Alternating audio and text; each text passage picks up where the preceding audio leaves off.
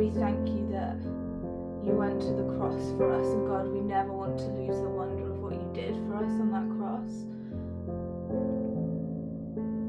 And so this morning, Jesus, we just remember that sacrifice, and we just pour out our love to you, God.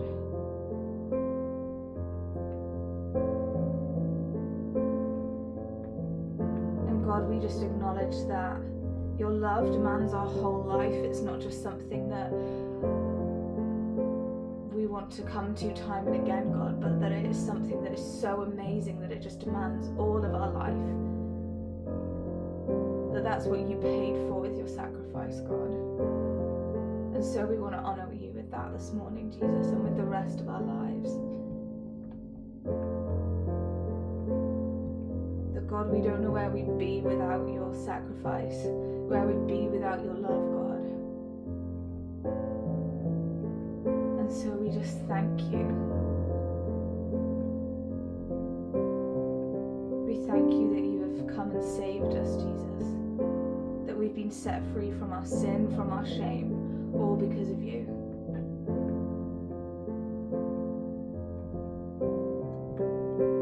So Jesus, we just want to tell you that again that we love you.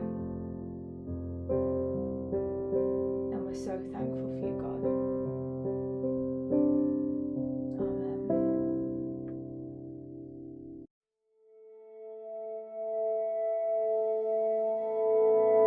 Go from your country, your people, and your father's household to the land I will show you. I will make you into a great nation, and I will bless you. I will make your name great, and you will be a blessing.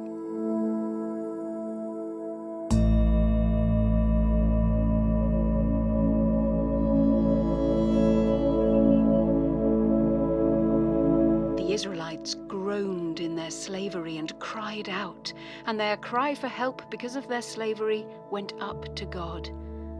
God heard their groaning, and he remembered his covenant with Abraham.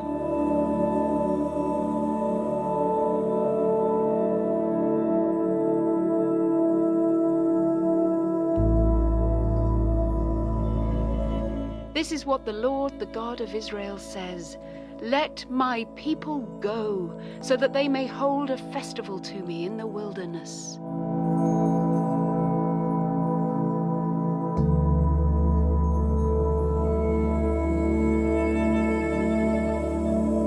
Moses answered the people, Do not be afraid. Stand firm, and you will see the deliverance the Lord will bring you today. The Egyptians you see today, you will never see again. The Lord will fight for you. You need only to be still. Then Moses stretched out his hand over the sea, and all that night the Lord drove the sea back with a strong east wind and turned it into dry land. The waters were divided, and the Israelites went through the sea on dry ground, with a wall of water on their right and on their left.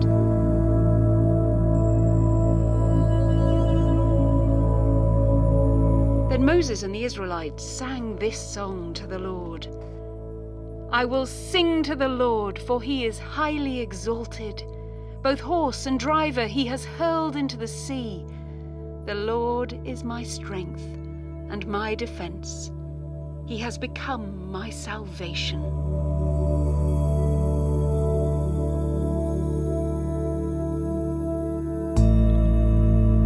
You yourselves have seen what I did to Egypt, and how I carried you on eagle's wings and brought you to myself. Now if you obey me fully and keep my covenant, then out of all nations you will be my treasured possession. Although the whole earth is mine, you will be for me a kingdom of priests and a holy nation. These are the words you are to speak to the Israelites.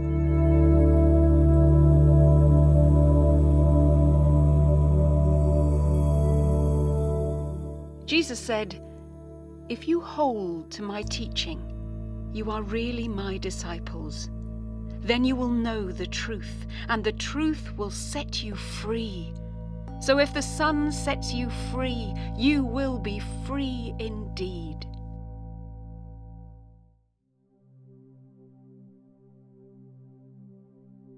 The Creator Crafter brought beauty into beings, but sin's struggle came straight after. And though the world went wrong when the flood water flowed, we can find freedom in the someone over the rainbow. This is the 6-beat, 6-piece scripture story. This is the overarching rescue plan story. This is part 2 of the better story. God takes the mic and speaks hope into the story. God says, I'll make you a great nation. Abraham gets the call up. Then comes Isaac, then God wrestling Jacob.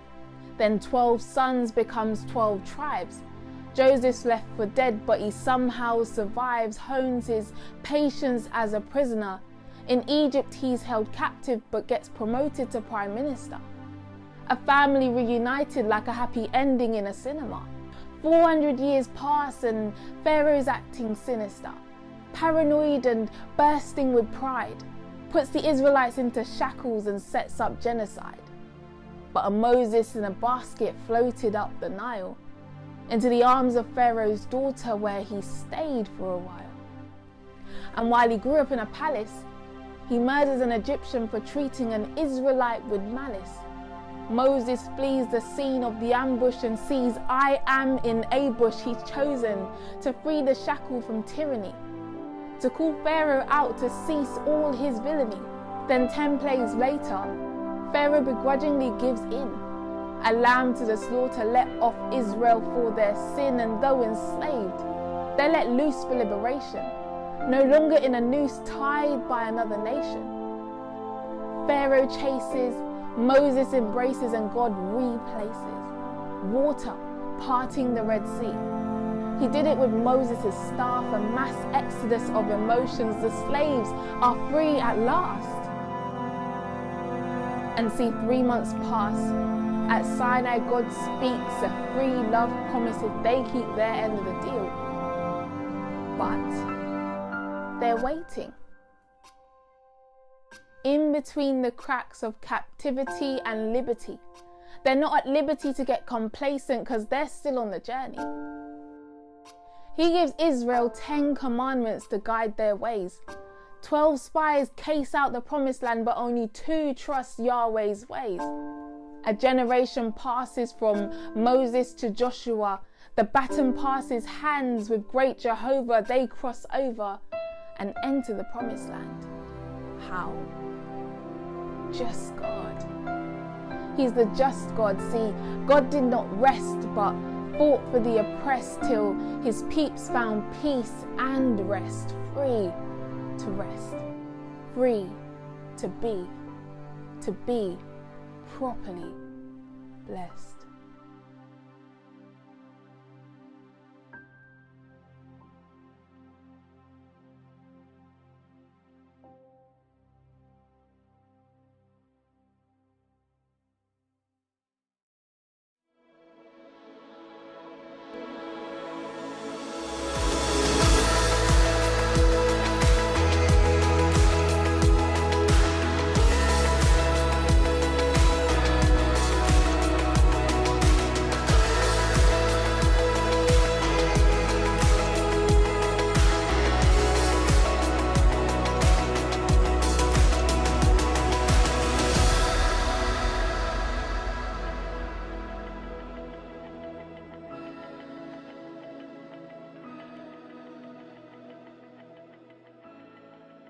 Well, if you're anything like me, you like stories. And when it comes to stories, I like the wide lens. I like the broad narratives of stories. I like stories that are, first of all, give me the full picture before we get down into the details. I like the pictures and of the puzzle before I get into the details and the pieces of the puzzle. And that's exactly what the book actually that goes with this series, the book, the Bible, making sense of life, a story that makes sense of life. That's exactly what it does. It gives the big picture of the Bible and God's intention towards us, towards man. And if there's anything to learn from about the Bible, and the book helps us to do this, is this, that God, whenever he wants to move, he often looks for a person. He'll look for a man, he'll look for a woman. Usually, he'll choose a person who is unqualified. And then he'll reveal himself to that person. And in revealing himself, he kind of reveals his nature to that person. Such a person is the one like Abraham. And just previously in the series, we've been learning about from the book of Genesis, how God created the heavens and the earth and all the beauty that he made. And then somehow all this got distorted and destroyed by sin. And now God is going to reverse all that. And by the time you get to chapter 12, you meet a man called Abraham. His name at that point, Abram.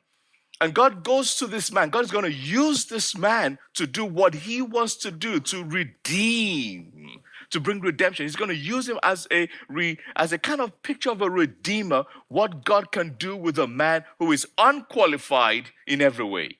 In fact, when God came to Abraham, Abraham wasn't looking for God. What we do know about his life is that his father had died. And what we do know about his father is that his own son had died. So Abraham's brother had died, and then Abraham's father had died. In fact, when his brother died, the father said, "Get up, we're moving." And they begin to move, and it's in the middle of the journey, the father dies. And so now we have a guy, Abraham, who there's got death on one side and the other, and he's not searching for God, but doubtless must be living with a degree of pain. It's into that God comes to him. It turns out God is also seeking, looking for people who were lost. God comes to him, and this is how he begins with him. He says to him, "Listen, Abraham, I'm going to make you a great nation." What a statement. I'll make you a great nation. He says, and then I will bless you. He says, I will make your name great. So great, in fact, that you will become a blessing to other people. The picture is that you're so full of blessing that it pours out of you wherever you go. And that same blessing would go beyond, therefore, go beyond Abraham. It will go to his son, Isaac. It will go beyond him. It will go to his grandson, Jacob. It will go beyond him. It will go to the whole nation of Israel. And then all of this is giving us a feel for the character of the God of heaven. And the nature of the blessings that is all over the Bible, however you want to describe it, it's got fulfillment of destiny in it. It's got fullness of life in it. And it's got freedom in life in it. And it's that word freedom that probably most captures the heart of the book of Exodus. From Genesis, now we're in Exodus. Freedom is that possession in life that most people take for granted until they lose it. They take for granted until they lose it. And it takes various forms. We're talking here about freedom of speech sometimes. We talk about freedom of speech. We're talking about freedom of expressions. We talk about freedom of actions. We talk about freedom in so many ways. But true freedom, the Bible will tell us that true freedom actually has to do with knowing who made you, who you were made to be, the purpose for which you are here, and the blessing that can come from your life to other people. In other words, true freedom happens on the inside, but it's connected to the one who made us and us living a life for the purpose for which he made us. And so it cannot be found in the pedigrees. I grew up in a wealthy home, therefore I am free, I can do whatever. Actually, in the end, we find out there are people who live in high castles and still are bound. It cannot be found in prospects of life because I'm wealthy or I have. It cannot be found in substances. It cannot really be found. Ultimate freedom at its purest state, it cannot be found in people. It is found only in God. It certainly cannot be found in possessions. This brings me actually to the story of one of the main characters in the book of Exodus. His name, Moses. Because he's a guy that had a lot of wealth. Here's his story in a nutshell. Moses is actually born a Hebrew. He's born a Hebrew in Egypt, where his people, the Hebrews, are slaves in Egypt. So he's born into Egypt, he's born into slavery, and then he's born into a time that is not compatible with life if you're a little boy being born, because the Pharaoh at that time wanted boys to be killed. And so here he is being born. He's born a boy. The mother tries to keep him safe and hide him away, but knows it's only a matter of time before he is found. And so it is that she very, very puts a plan together. She basically gives him away. What do? You might as well give your son away to somebody that you think will probably not have him killed. Somehow, one of the Egyptian women, high class, who lives in the palace, sees him, takes him in, and basically adopts him. I mean, she wanted him, she adopted him, and she raised him. But she raised him as an Egyptian. So that by the time Moses grew, he's a Hebrew now, but he grew up in the palace of Egypt. He grew up with the customs of Egypt. He grew up with the wealth of Egypt. He grew up with the privileges and the prospects of Egypt. If you had seen Moses at that young age of a fine young man, you would have thought he could have whatever he wants. There he goes, a man totally free, except he wasn't. Except he wasn't free. He wasn't free because on the inside, he was a Hebrew, but on the outside, he's an Egyptian. Everybody would have looked and seen him as an Egyptian. He would have grown up thinking he was an Egyptian, but at some point, he must have realized he's a Hebrew. And then he sees his own people, the Hebrews, are slaves.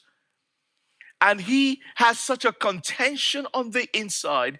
When people have no freedom, something is wrong on the inside, and there's no peace. If there's a litmus test to know if you have real total freedom, is do you have total and complete peace with self, with those around? Moses did not have that. And in therefore wanting to help his own people, the Hebrews, he goes to separate a fight on one occasion and gets a bit over the top. He ends up killing a man. And in killing the man, the people, everyone is like, whoa, stay away from us. So now his own people don't want him. He's in trouble with the Egyptians because he's just killed a man. And so he flees. He runs away. He ends up in the wilderness. And he's wandering and floundering and basically dying. When there's no freedom in a life, life feels like that, like it's going around in circles with no direction. But now he's left Egypt. Now he's free to be whatever Hebrew he wants to be, but he's still not free. In other words, we're learning here that fortune doesn't free. That, fleeing and running doesn't free. That fighting your way through doesn't free. Because freedom, as given by God, true freedom, is something that happens on the inside. And yet, when you look at his life in the book of Exodus, we find a man who at the end of his days, he gets freedom. But that not just does he get freedom, he becomes one who God uses to then give freedom. And therefore, as we look at the book of Exodus, as we look to use this book, the Bible, making sense of life, helping us catch the broad narrative of the Bible. And when we begin to grasp what true freedom looks like, we realize these are not just stories about them in antiquity. These are stories about us today. Because you see, at some time or another, we all realize we all have hang-ups. It could be emotional bondage that dogs us from the past, and you somehow can't shake it off. It could be guilts that have happened, things that happened in the past, and they leave the debris of guilt on the inside of our souls, and we cannot erase it. It could be fears that have a way of crippling or handicapping a person in life, where yes, they can still move, they can still function, but to function fully and to be totally free, that's the bit that is missing. And it happens in their various ways. Sometimes it's things that we've done and it's our fault. Sometimes it has a sense of, I didn't do anything. I was just born into it like Moses. It can feel like fate. And then other times it can feel like there's another force that is making this thing happen and keeping me in bondage. It's to all of that I want to ask the question, then how does one get free? Because the book of Exodus teaches us exactly that. How does one get free? I think number one, freedom begins with an encounter. And the book we're using for the series bears this out. Freedom begins with an encounter. Moses is now in the wilderness, and he's going to spend his years in the wilderness for so many years, up to 40 years, walking around as simply a shepherd. And he would have known all that terrain, and he would have gone around it many times, probably thinking and wondering, now thinking everything he's lost. Was that worth it? Was that not? Is this what my life is all about? This is not a man that is free. It's a man bedeviled now with all that had happened in the past. On one of those days where he's going around, he sees a fire. He sees a bush burning. He goes close to it. But this is no ordinary thing, because the bush is on fire, but it's not being consumed. It's a bit like someone had superimposed flames on it, and yet it's on fire, but it's not being consumed. He couldn't understand it. And thankfully, the Bible tells us that he moved a little closer to see this thing, at which point he hears a voice that calls him by name and says to him, "Take off your sandals, because the ground in which you're standing is holy ground." Moses has an encounter. That encounter is the beginning of his freedom. Freedom begins with an encounter. And here's the thing. As it was for Moses, it is for us. The encounter doesn't have to be dramatic, but it is always powerful in its simplicity. That's why I love the story of Finney. I could tell you this story myself, but it's better for him to tell it to you. Watch this. I was a drug dealer. I suffered from mental health issues. I was dealing in cannabis and amphetamines mainly, and what I was making I was using. Drug dispute with a fellow drug dealer that led to quite a serious offence. I was almost charged with attempted murder. Miraculously, they dropped the charges to aggravated burglary and threats to kill. As I was remanded into HMP Exeter, I was put into my cell, which was nothing new, nothing unusual. It was something that I'd been used to time and time before. But for this time round, there was something different that I noticed in that prison cell, and it was the Bible. As I open this Bible that I feel unusually drawn to, I feel God saying, if you want to know more about my truth, you need to start living and speaking truth. If you can imagine a man wrapped in chains, that was me. When I was in my prison cell all those years ago, I didn't have to be in prison to be a prisoner. I was a prisoner on the outside, wrapped in all those chains of addiction, of mental health disorders. And the only thing that's changed my life outside of the prison system is the Word of God, is the Bible. So every now and then I'd be in my prison cell and I'd read a scripture and ching, one of those padlocks would just fall off and that chain would feel a little bit looser. And then a couple of days later, I'd be reading something else, somewhere else in the Bible. And ching, another padlock would fall off and that chain would feel a little bit looser until the point where my 4 years were up and I was walking out the doors of HMP, High Point. And I was really walking out a free man because those chains were gone. But the only thing that's changed my life from what it was to what it is now is the Word of God.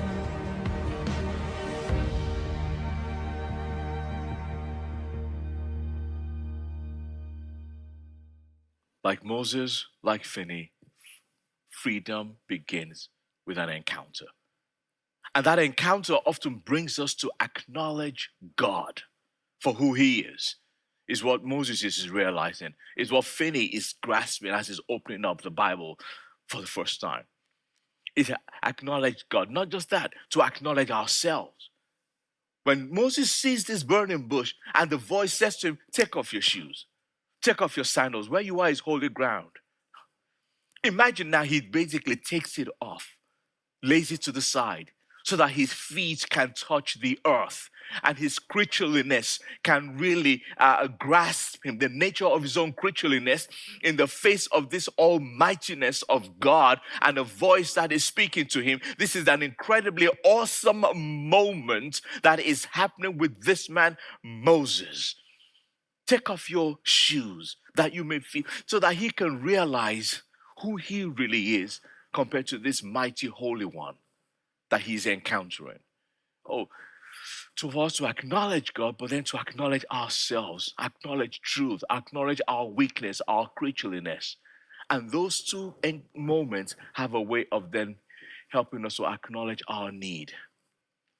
When you meet the one who is holy, sometimes we recognize our own poverty state and we realize, I need help. Exodus Book of Freedom is teaching us that freedom begins with an encounter. But not just that, freedom involves confrontation. If real freedom is to be had, it always involves some kind of confrontation that happens. See, Exodus is really a story not just of a man, but of a man who God is going to use to liberate a nation. It's about the freedom of a nation.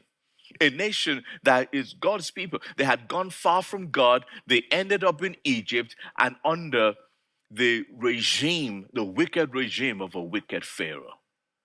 In fact, to grasp how Pharaoh saw these people as slaves, he didn't just want them as slaves, he wanted them to have a horrible life as slaves. And so it is that he actually says in Exodus chapter 1 and verse 14, the Bible tells us there that they made the lives of the Israelites hard. And with rigor is what one Bible verse translation puts, with rigor. That word rigor, it captures the idea of they were belittled, they were broken, and made their lives bitter. Bitter is the idea of eating certain herbs that are so bitter that when you go on to eat other sweet things, it doesn't matter. The bitterness overshadows the sweetness of life. So that the whole of their life, they're belittled, they're broken, they're bitter, and they're in bondage. And yet these people got delivered by God. The God of heaven, He delivered them. He would take them from darkness into light. He would make them this motley crew of slaves. He's going to make them later on into an army. He's going to take these people who are basically slaves and servants. He's going to make them sons of his, people with value. And how did he do it? He did it, first of all, he delivered them by miracles. He began to do miracles through Moses, would you believe it? He brought deliverance by miracles. Water that was turned into blood. Frogs everywhere on one occasion. These are the 10 plagues that happened in Egypt. Lice everywhere, so people they couldn't live. Locusts that came. Thunder that broke out from the heavens that made everyone shake and chagrin to a spot. One of my favorite ones is darkness. Where the Bible describes and says the darkness was so dark that people daren't move. You could feel a darkness that you could feel. Think about that. See, we live in cities today with light pollution everywhere. We have no real regard or understanding of what real darkness is like. It says this darkness was so dark, people could walk and almost like feel the darkness. Think about that. The fear that that would have put in the hearts of anybody, of everybody. They were awesome, frightening, scary moments. But there's something I don't want you to miss in all that. Because as God is, all these plagues are not just the random acts of a capricious God. No. Each one of them are strategic. Because with each one of them, God is undermining the gods that the Egyptians worshipped. They worshipped frogs, and they worshipped the River Nile, and they worshipped everything that they worshipped. One by one, he began to undermine it and wreck everything to put doubt in their hearts concerning their God and confidence in the hearts of the Hebrews concerning the God of heaven. He delivered them by miracles. Not just that, he destined them by promises. That's how he brought them out. These are the confrontations that God entered into on their behalf. Real confrontation. And that now by promises, he destined them with promises. In Exodus chapter 6 and from verse 6, God tells them right off the bat, from the beginning, what he would do for them. He says to them, I will bring you out from the burdens under which you are. I'm going to deliver you from slavery. I'm going to redeem you with my outstretched arm. I'm going to make you my people. And then I will be your God. And I will bring you to the land that I promised to Abraham all those ages ago in Genesis. I'm going to bring you to a land that I have promised. And I will give it to you as a possession. 7 times God says, I will, I will, I will, I will, I will, I will. He's virtually marrying them to himself, one might say. But there's a bigger point. He didn't just want to save them from Egypt. He's showing them what he's saving them for, a promised land. This is what true freedom looks like. Being saved from, being saved for. He delivered them by miracles. He destined them by promises. And then he sustained them by the supernatural. When they came out of Egypt into the wilderness, well, he led them. He led them by cloud. There was just a cloud there in the sky, where in the daytime they could just follow the cloud. That's how they knew where to go. These are slaves. Slaves don't know how to read maps. They don't know the terrain, but they had a special GPS in the skies. Would you believe it? And so they just followed and walked together. The cloud. Not just that, at nighttime, they had a pillar of fire, just fire, a huge ball of fire burning in the night, so that they could see in the desert, so that they could see what they do, so that they could do life together, so that they could recognize that the presence of this holy God remains and abides with them. Food, he would give them food in the desert. Manna, they would have food fall from heaven every morning, freshly delivered. We get impressed with Deliveroo and Uber these days. God has been doing it a long time. We get impressed by GPSs. God has been doing it a long time. He gave them water that came out of a rock. That's how he watered them. Water that came right out of a rock. All of this, these are just incredible. He sustained them by the supernatural. Probably the most famous of all of them, repeated many times in the New Testament, is that he brought them out through the Red Sea. What a miracle. They came out of Egypt. The Egyptians are coming after them. They hit the Red Sea, not sure what to do. God says to Moses, who God is using as a deliverer, take your staff, point it. He does that, and the Red Sea completely opens. I would have loved to have stood and watched. Imagine it. The sea opens. It doesn't just open, it forms a walls of water on either side. And then the Egyptians will have had to walk down into the seabed. And then they will have had to walk into the seabed. Then they will have had to walk out of it on the other side. And then they could get to walk off into the promised land. Absolutely astounding and amazing. You know, if finished story teaches us anything, if this book on the Bible and making sense of life teaches us anything, it is simply this: that freedom happens in stages. It begins with an encounter. It involves confrontation, but then thirdly, it requires obedience. When God brought them out, he let them know, I brought you out that I might bring you into something. But in between those two things, he's going to call them aside to his to his home on earth, one might say. He takes them to a mountain, Mount Sinai, and he begins to tell them about himself. He begins to let them know his presence is on Mount Sinai. This is who I am. But not just that, he gives them his principles for life. And they are in the form of the 10 Commandments, where he says to them, listen, now that I have saved you, that you may know how this thing works, that I may forever be your God and be all around you, that things may work well for you, so that the freedom that was fought for is not lost. He says, number one, you shall have no other gods before me. In other words, no other gods, not in front of me, not instead of me, not in place of me, no other gods. And to make that real clear, don't even draw my picture anywhere. Because I know what will happen. You'll have my picture, you'll make graven images before you know it. Instead of you're going to start it off by saying, this is an image to remind us of God. Before you know it, you're going to start worshiping the image. No carved images of me anywhere. I don't want it. Other people with other gods would do those kinds of things. He says, no, not me. No other gods before me. No carved images. And when it comes to my name, have some respect. Don't call my name in vain. Because my name is powerful, is what God is trying to let them know. My name makes things happen and move. Do not take my name in vain, lest it be devoid of its power on your lips, is the idea. That don't take my name in vain. And by the way, I am your God. Worship me, is what he's saying.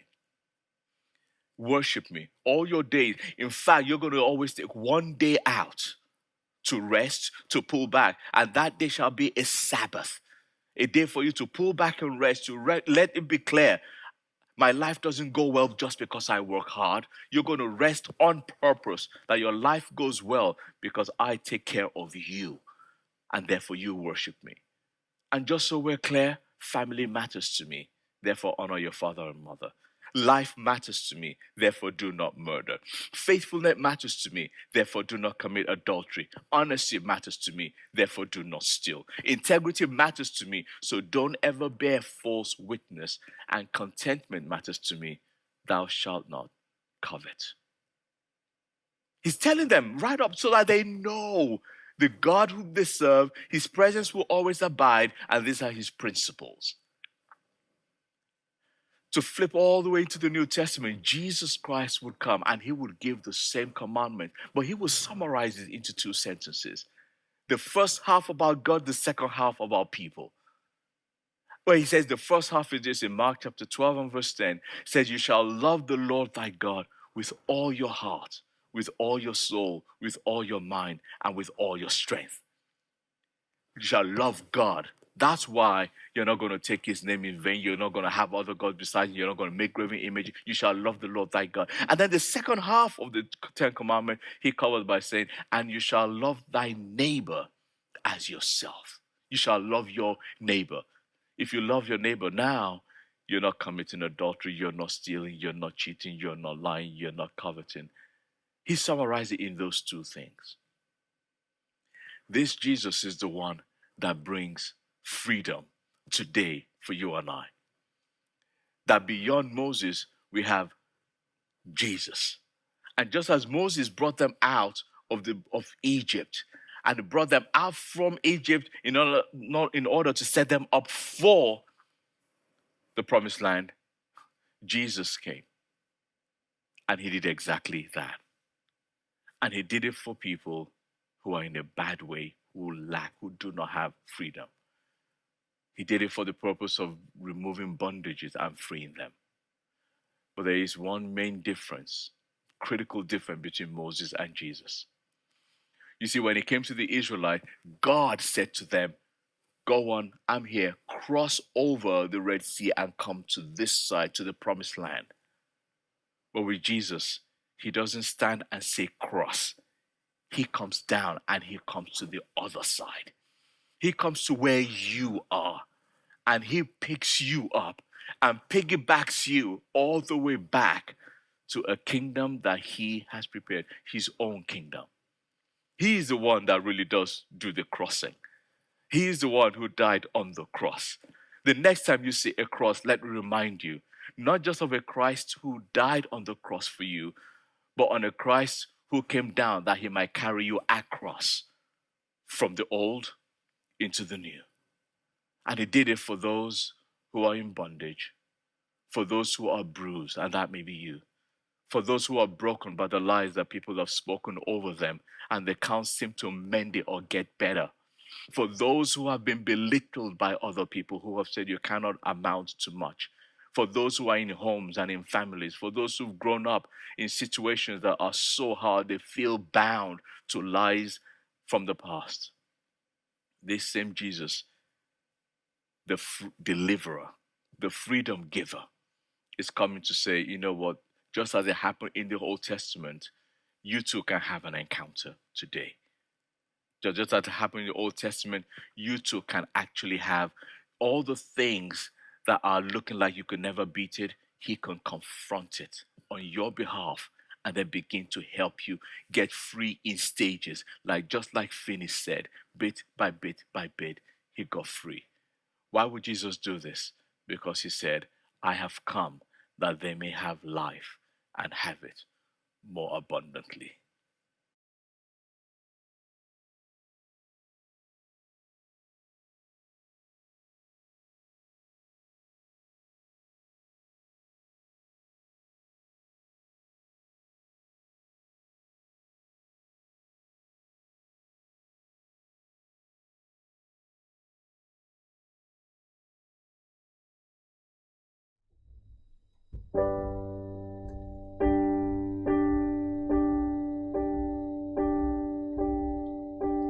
You unravel me with a melody. You surround me with a song of deliverance from my enemies, till all my fears are gone. I'm no longer a slave to fear. I am a child of God. I'm no longer a slave to fear. I am a child of God.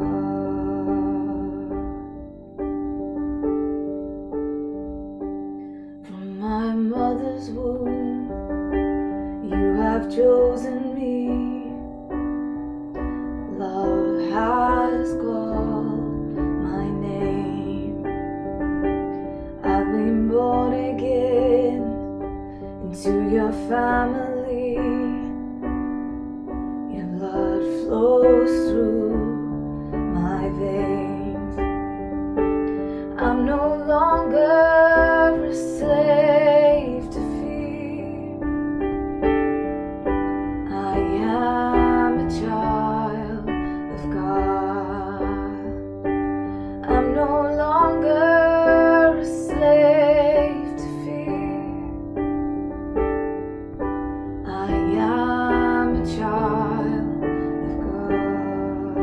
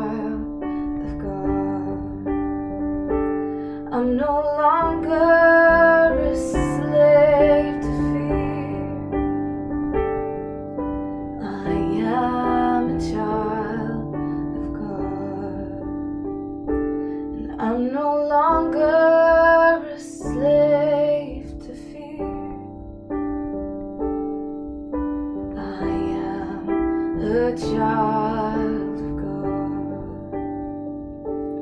I'm no longer a slave to fear. I am a child